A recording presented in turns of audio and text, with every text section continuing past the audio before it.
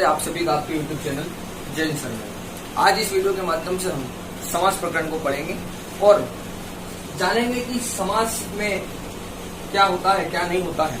परीक्षा के दृष्टिकोण से जितने भी प्रश्न आपसे समास से संबंधित पूछे जाते हैं तो वो है आप सेकेंडों में इस प्रकरण को समझने के बाद हल कर सकेंगे। और यदि आपको ये वीडियो पसंद आए तो लाइक और शेयर जरूर करना। चलिए समझते हैं कि ये समास होते क्या है। सबसे पहले देखें समास अर्थात क्या, इसका मतलब क्या है, ये होता क्या है। ये दो शब्दों के मेल से बना हुआ है, सम प्लस आस। सम का मतलब होता है संक्षिप्त और आस का मतलब होता है कथन। इसका मतलब है कि संक्षिप्तीकरण, एक तरह से हम कहें कि किसी भी विस्तार पूर्वक दिए गए वाक्य को या पैराग्राफ को हम संक्षिप्त कर लेते हैं, ऐसे इसका नाम भी है कि समास का मतलब होता है संक्षिप्तीकरण, कि किसी भी चीज को समेट कर रखना, उसका नाम है समास। यह 6 प्रकार के होते हैं। हमने जब भी हम इनको पढ़ते हैं तो इनके प्रकार के नाम सुनकर और इनके उदाहरणों को सुनकर हम डर जाते हैं, हमें वो याद ही नहीं रह पाते हैं। मैं आपको एक इतना सरल तरीका उसको याद करने का बताऊंगा कि आप इसे कुछ मिनटों में ही याद कर लेंगे और परीक्षा में इससे पूछे गए जितने भी प्रश्न हैं सभी का आप उत्तर दे सकेंगे। सबसे पहले अव्ययी भाव समास, उसके बाद तत्पुरुष समास, कर्मधारय, द्विगु, द्वंद्व और बहुब्रीहि। ये 6 प्रकार के समास होते हैं। जिस क्रम में मैंने इनको लिख रखा है उसी क्रम में यदि आप इनको लिखोगे तो आपको बहुत जल्दी ये याद हो जाएंगे। आप सोच रहे होंगे कि मैंने ये ऊपर गिनती लिख रखी है, इसका क्या मतलब है। ये एक इनको याद करने की सबसे आसान ट्रिक है।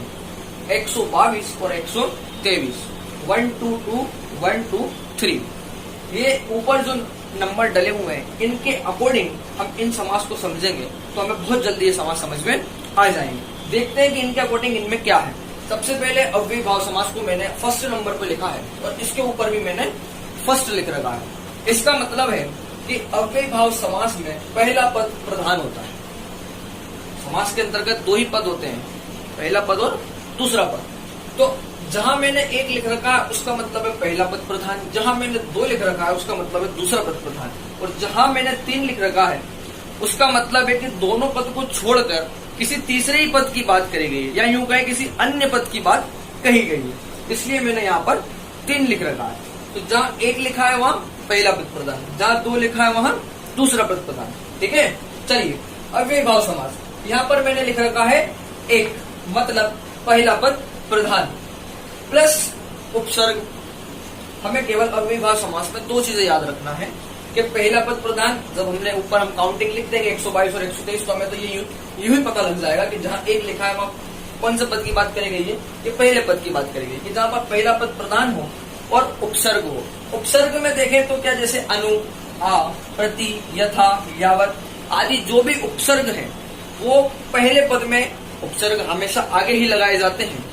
तो हमें देखते ही मालूम चल जाएगा शब्द को कि यहाँ पर उपसर्ग है कि नहीं है, और उपसर्ग है और पहला पद प्रधान है कि नहीं है। बस ये 2 ही कंडीशन हमें याद रखना है अव्ययी भाव समास में, कि कहाँ पर भी आपसे अव्ययी भाव समास के उदाहरण पूछे जाएं तो हमें क्या याद रखना है कि उसका पहला पद प्रधान होना चाहिए और उपसर्ग उसमें लगा होना चाहिए। जैसे उदाहरण के लिए हम देखते हैं प्रतिदिन, यहाँ पर प्रति उपसर्ग है, अनुरूप यहाँ पर अनु उपसर्ग है, प्रतिकूल यहाँ पर प्रति उपसर्ग है।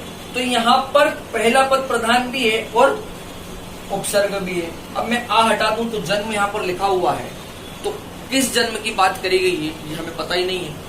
जब हम पहले पद को प्रधान मानेंगे कि आ जन्म, तब हमें पता लगेगा कि हाँ जन्म से लेकर अभी तक की बात यहाँ पर करी गई है। ठीक है, ऐसे ही अनुरूप और प्रतिकूल, कि इनमें भी अनु उपसर्ग है, प्रति उपसर्ग है और पहला ही पद प्रधान है। रूप को, अनु को मैं छुपा दूं और रूप को रख लूं तो पता लगेगा कि किस रूप की बात करी गई है। जब हम देखेंगे अनु तो हमें पता लग जाएगा कि हाँ किस रूप की बात करी गई। तत्पुरुष समास की दूसरे नंबर पे तत्पुरुष समास। देखिए यहाँ भी मैंने ऊपर 2 लिख रखा है, तो इसका मतलब आप सभी को पता ही है, मैं पहले बता चुका हूँ कि जो काउंटिंग मैंने लिख रखी है हमें उस हिसाब से ही इसको लेकर चलना है। 2 का मतलब है कि यहाँ पर भी दूसरा पद प्रधान, क्या कि द्वितीय पद प्रधान, और इसकी दूसरी कंडीशन है कि कारक चिन्ह लुप्त।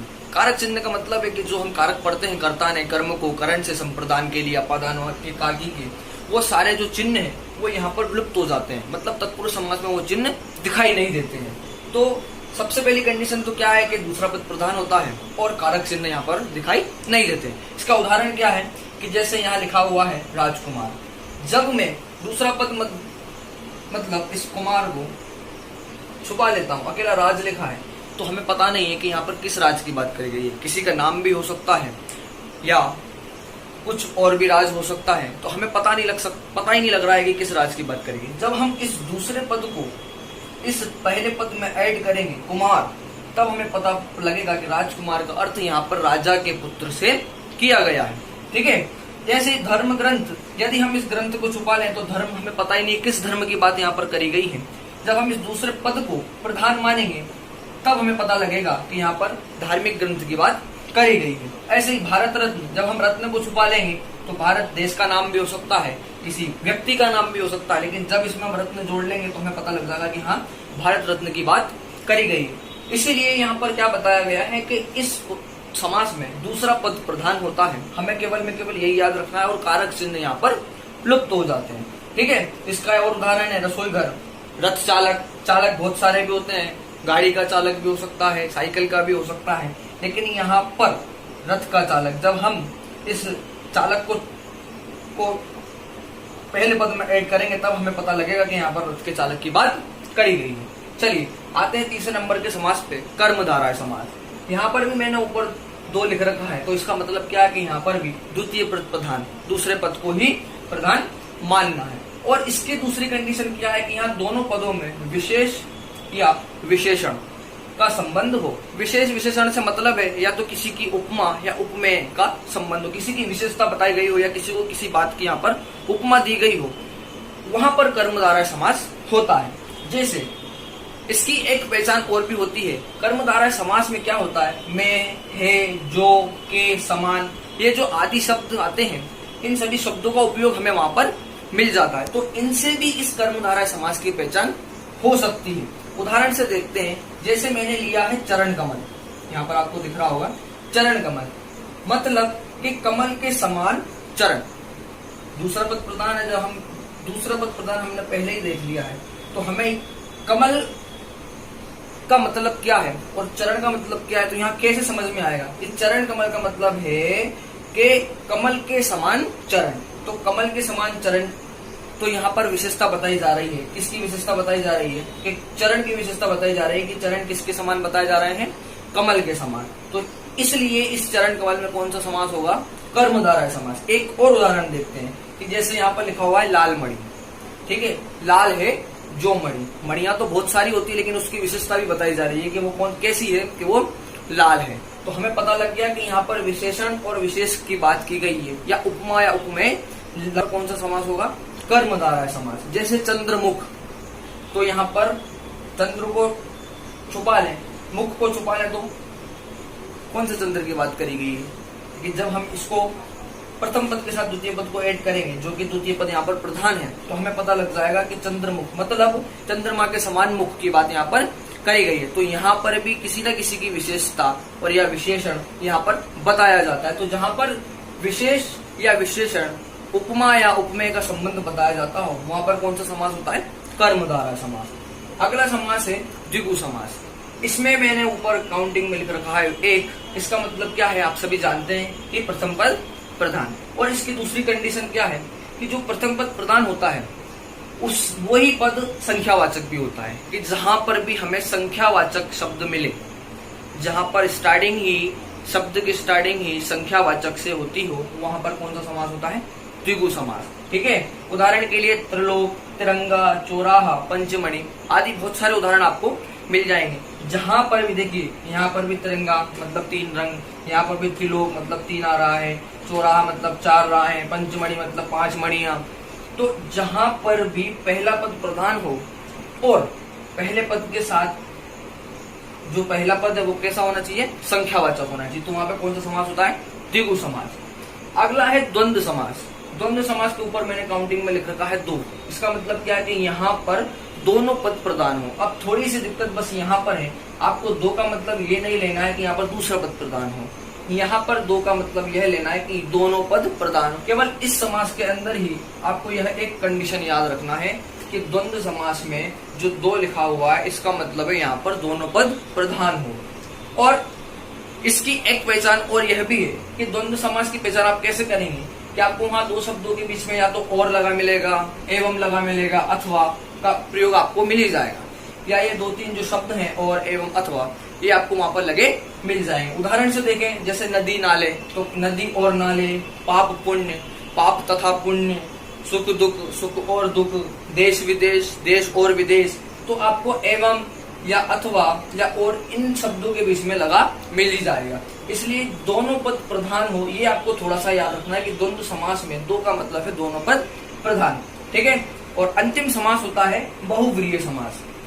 मैंने यहाँ पर 3 लिख रखा है, जबकि मैंने आपको बताया कि समास में 2 ही पद होते हैं, तो ये हमें याद करने के दृष्टिकोण से मैंने यहाँ पर 3 लिखा हुआ है कि इस समास के अंतर्गत क्या होता है कि यहाँ पर दोनों पदों को प्रधानता नहीं दी जाती है, या दोनों पदों के माध्यम से किसी तीसरे ही की बात की जाती है।